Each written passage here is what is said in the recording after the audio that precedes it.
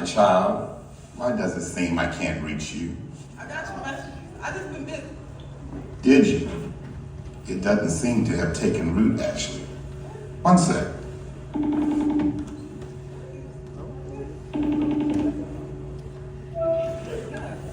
Can you sit in my presence and avoid my call? It's not like that. What is it then? Pardon me, my Lord, but I've never been eloquent, neither in the past or now. I'm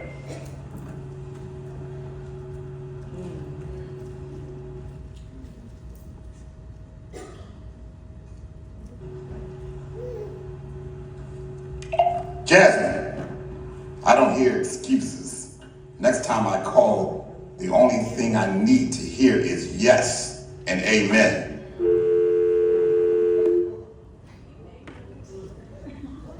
We all talk about aha moments. What about spiritual awakenings? In this moment, I'm feeling like Moses on the mountain of God, feeling like my insecurities are a mountain keeping me from God. I've been having trouble trying to understand his calling because every time he sends an angel for me, I can use saying boasting.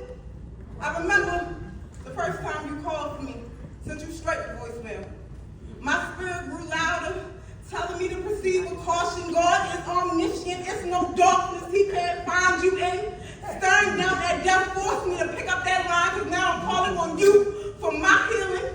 I remember every conversation vividly. I remember you telling me it's not about being qualified, it's about obedience. You get qualified under your sanctification. It's not up to you. You be nothing but flesh. Your spirit is the vessel that will carry you through this test, but I don't know what's more scary.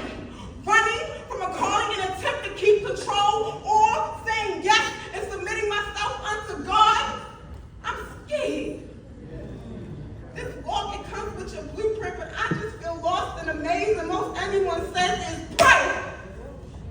But that alone takes a measure of faith. I remember you requested some FaceTime with me. It was 2024 down in NC. You called me on all my cowardice, pulled me out of limbo, telling me that you've seen it all, the good, the bad, gave me the very testimony that redeemed my lost soul, gave me words of praise. My soul was feeling desolate. And yet, all I could do was weep, knowing that all the storms, blood, sweat, and tears was predestined for me. Only one that can answer this calling is me. That all of it, and I do mean all of it, is for your glory. Ever since I stopped using my insecurities as a crutch, you've given me a spiritual speed dial. I now know your main line. You don't have to chase me down. I call you now. You've given me a spiritual mother who knows how to pray heaven down, who speaks to you in her spiritual tongue so the devil can't weigh me down. You've given me a first lady who will never let me feel like the word has missed me, who will break it down into your spirit and essence is king to me. You've given me a shepherd who ain't got to say too much, but won't let me be out here all willy-nilly, because that's just not his way. You've given me some spiritual brothers and sisters who serve with me in these charted and uncharted seas, so I can show my vulnerabilities. But let me not forget, I got a grandmother. I said I got a grandmother who stayed in that closet about me when I was in my lion's den, praying that God bring me out. Now I'm out. She's still in that closet about me, praying that I hear God out. She said, baby, you can't do it on your own. I've done all I could. You grown now. Why would you take your hard head and hear God out? I say, because I got a confession. My ways make me feel so stiff-necked simply because I was afraid of judgment. I've been placed under a magnifying glass just simply off of my flesh. I would hate for my spirit to be judged. You know she's still under sanctification. You know the daily test.